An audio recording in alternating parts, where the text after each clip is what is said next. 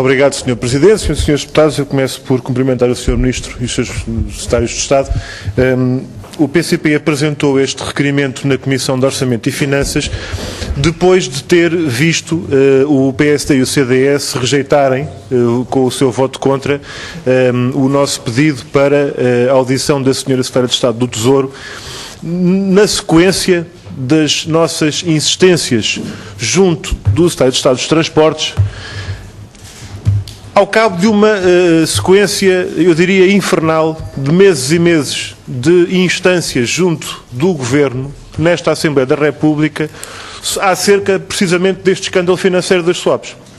Os contratos swap foram objeto de requerimentos, perguntas ao Governo, intervenções do PCP no plenário e nas comissões parlamentares e, designadamente, em perguntas apresentadas por escrito junto do Governo e designadamente junto do Ministro das Finanças, nós colocámos a questão em novembro de 2012, depois de termos visto a nossa pergunta devolvida pelo Ministério da Economia, e até hoje não houve nenhuma resposta por parte do Ministro das Finanças.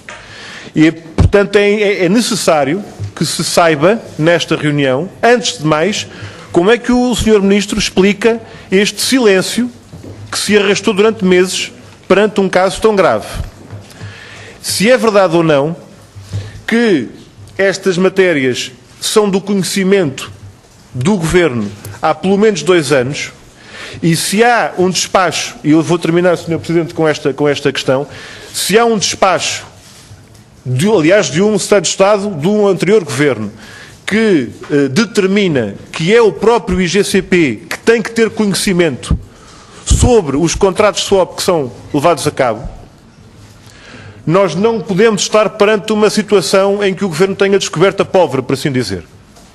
E é nesse sentido que importa agora que se perceba, de uma forma muito clara, como se faz este circuito de autorização e de reporte, digamos assim, perante contratos ruinosos, não direi apenas potencialmente, mas em concreto para as contas públicas, com que impactos para não só aquelas empresas em causa, mas também para as contas do Estado, numa circunstância em que nós ouvimos tantas vezes dizer que não há dinheiro e é por isso que se vai fazer depois, e se tem feito os cortes nos salários dos trabalhadores e os aumentos dos preços. Portanto, agradeço, Sr. Presidente.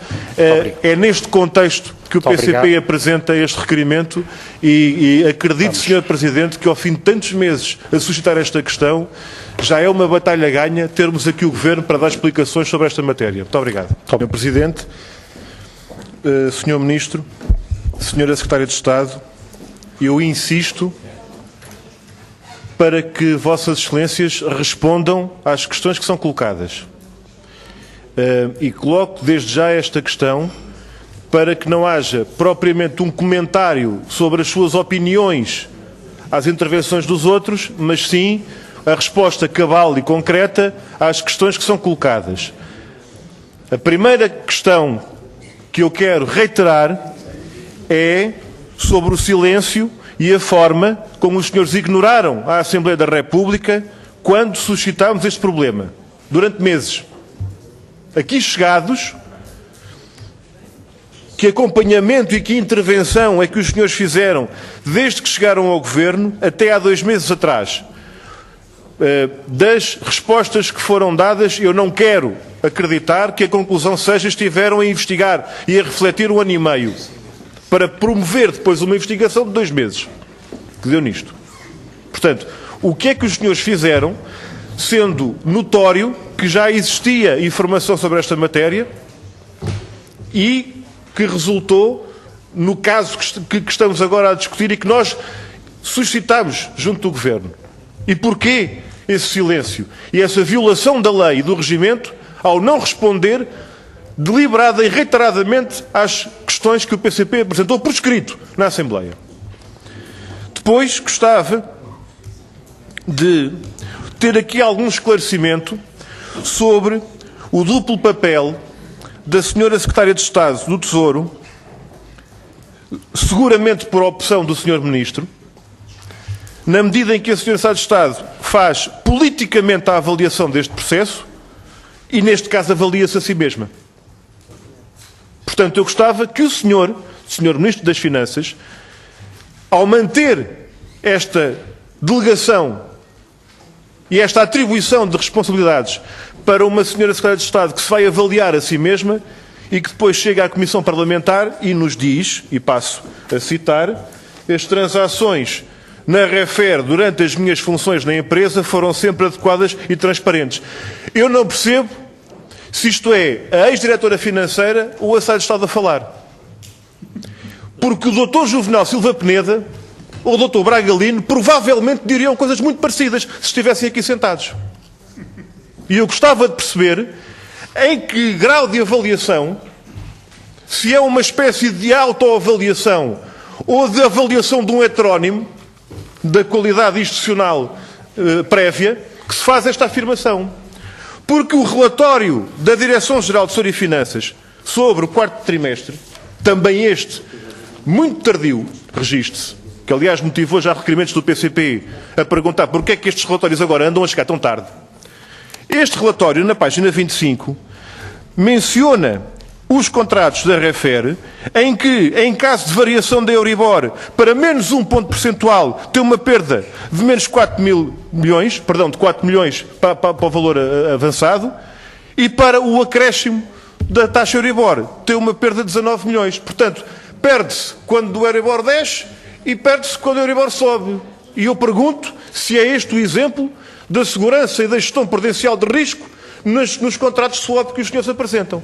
Eu gostava que nos explicasse quem é que, do ponto de vista do Ministério, reitera, subscreve e confirma esta avaliação de que, subitamente, há aqui dois tipos de contratos, uns tóxicos e outros, eventualmente, comestíveis, não sei, em que o resultado para o Estado é menos mau. Menos mau. Aliás, há aqui uma explicação do ponto de vista informativo e de esclarecimento que eu solicitava sobre a passagem de uma situação de 15 contratos para 6 em relação à REFER, se estamos perante aqueles casos de, digamos, não direi resgate, mas de vencimento antecipado, ou se é o vencimento contratualmente previsto naquelas situações que estávamos a referir. Passarmos de 15 para 6 contratos com a diminuição do valor envolvido nesses montantes.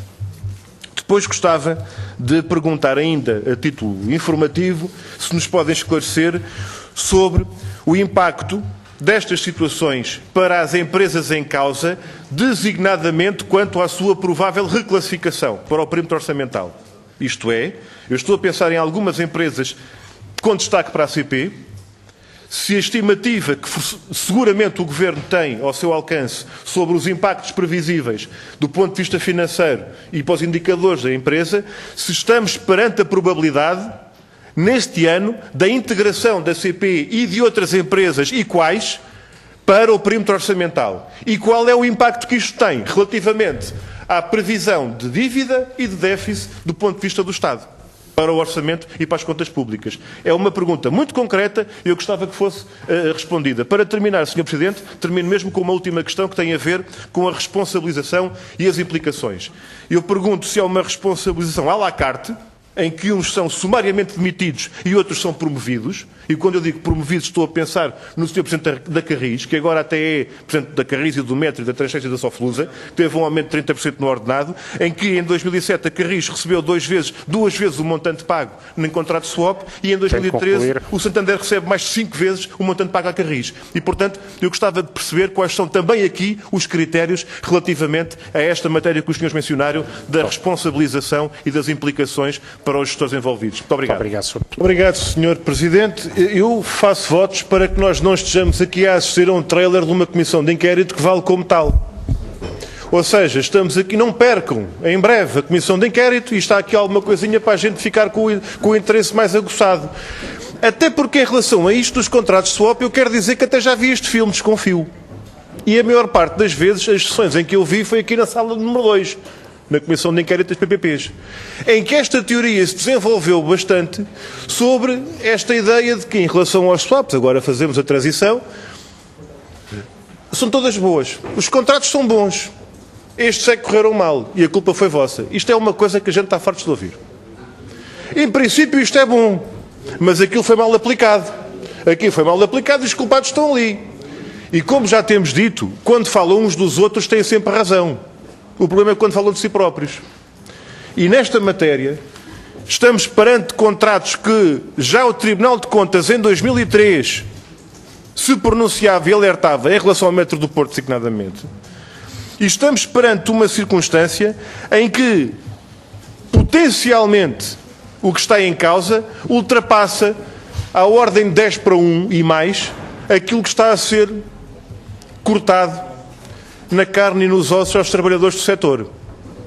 Porque se num ano, como nós tivemos a ocasião de ler e de ouvir, a Carris ganha 15 milhões, entre aspas, em cortes salariais e aumentos das tarifas e perde 17 milhões em swaps, a pergunta é quem é que paga isto? Porque se estas perdas potenciais, que ainda não está excluída a hipótese de se transformarem em perdas reais, vai continuar esta receita de mandar gente para o desemprego, de encerrar serviços, de aumentar os preços? Qual é, volto a fazer a pergunta, qual é a implicação e a consequência estimada, previsível, nas contas do Governo, relativamente à reclassificação destas empresas? Quais é que poderão passar para o perímetro orçamental? Isto não é preciso falar para a Comissão de Inquérito, seguramente. Qual será a implicação para o déficit e a dívida? Assinalo que não foi respondida, não foi dito nada sobre essa responsabilização à la carte, em que uns são demitidos e outros são promovidos, em relação a gestores envolvidos neste processo. Os senhores mencionaram e falaram dos resultados concretos que já existem e falaram nos 170 milhões de euros em juros que foram, digamos assim, conseguidos em termos de corte nestas renegociações. Eu pedia que me confirmasse, se é ou não verdade, que isto corresponde a 5,7% do montante total em causa. Estamos perante uma circunstância e um processo em que, no fim, o crime compense? Pergunta que foi feita e que penso que é importante responder. Que consequências e ilações são retiradas, não só para os gestores destas empresas, mas para os bancos que são assessores do Estado em privatizações que estão em curso e em negócios que estão em curso? Que conclusões é que os senhores tiram daí? Que relacionamento institucional e até técnico pode ser feito com estas instituições? Porque mesmo que existam paredes, o problema é que depois existem portas, como os senhores sabem muito bem. Senhor Presidente, eu termino dizendo que é repugnante registar, e o termo é forte, mas ao mesmo tempo não chega. É repugnante registar que para estas coisas tem que haver dinheiro. Para estas coisas o dinheiro não falta, quando os senhores dizem que não há dinheiro para nada. Muito obrigado, Sr. Presidente.